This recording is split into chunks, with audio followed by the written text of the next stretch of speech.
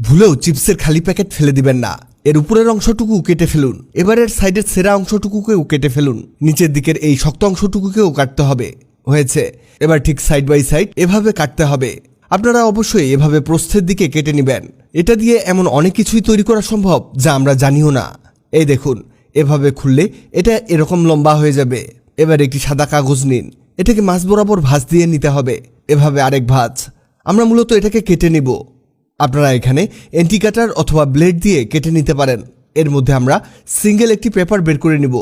এবার একটি লম্বা কাঠি নিন। এই কাঠিতে কাগজটির এক কর্নার ধরে পেঁচাতে হবে।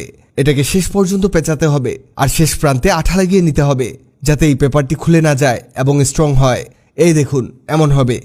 এবার এর মধ্যে আঠা লাগাতে হবে, কারণ এখানে আমরা চিপসের প্যাকেটের সেই স্ট্রিপটিকে পেঁচিয়ে দিব। এখানে অবশ্যই খেয়াল রাখবেন যাতে প্যাকেটের চকচকে অংশটি বাহিরের দিকে থাকে। এটা যে কি তৈরি হচ্ছে এখনই বুঝতে পারবেন। এবার এর উপরের এবং নিচের বাড়তি অংশটিকে কেটে দিব। ঠিক একইভাবে আমরা আরও কয়েকটি স্টিক বানিয়ে নিয়েছি। এখানে দুই সাইজের আছে, ছোট এবং বড়।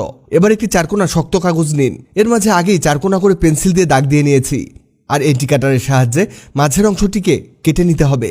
এখানে আপনারা অবশ্যই ভালো করে ফিনিশিং দিয়ে কাটার চেষ্টা করবেন। এই দেখুন, হয়ে গেছে। এবার এর মধ্যে আঠা লাগাতে হবে, কারণ আমরা এর মধ্যে সেই স্টিকগুলোকে লাগিয়ে দিব। এভাবে ছোট স্টিকগুলোকে এপাশে লাগাতে হবে। দেখতে থাকুন, মারাত্মক জিনিস তৈরি হচ্ছে। এবার এর পেছনের দিকে চারপাশে চারদিকে কাগজ লাগিয়ে নিতে হবে। আমরা আগেই কেটে রেখেছি, সেগুলোকে এর মধ্যে লাগিয়ে দিব। এবার চারদিকে আঠা লাগিয়ে নিয়ে এর মধ্যে আরেকটি কাগজ লাগিয়ে দিতে হবে। এই দেখুন, এটা ঠিক এমন হবে। এবার একটি হলুদ কাগজের বৃত্ত করে নিতে হবে। এটাকে গোল করে কেটে নিতে হবে।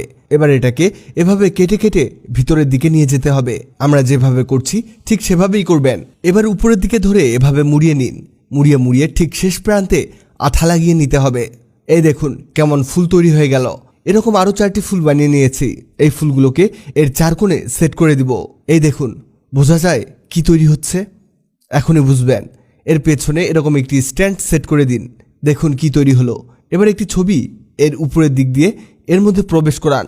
এই দেখুন, তৈরি হয়ে গেল কত সুন্দর একটি ফটো ফ্রেম। এটা বানিয়ে আপনি আপনার প্রিয়জনকে উপহার করতে পারেন, আবার নিজেও বানিয়ে রুমের মধ্যে সাজিয়ে রাখতে পারেন। ভিডিওটি অনেকের কাজে লাগতে পারে, তাই ভিডিওটিকে শেয়ার করুন। আগের ভিডিওতে কমেন্ট করেছেন ত্রিপুরা থেকে অনিমা মোল্লা, কুমিল্লা থেকে মোহাম্মদ জমশেদ হোসেন, কলকাতা থেকে প্রিয়া দাস, ওমান থেকে কাজল রাকেশ, সৌদি আরব থেকে আবুল কাশেম। আপনারা যারা কমেন্ট করেছেন আপনাদের ধন্যবাদ। আপনি পৃথিবীর কোন জায়গা থেকে ভিডিওটি দেখছেন কমেন্ট করুন, যাতে পরবর্তী ভিডিওতে আপনাকে ধন্যবাদ জানাতে পারি।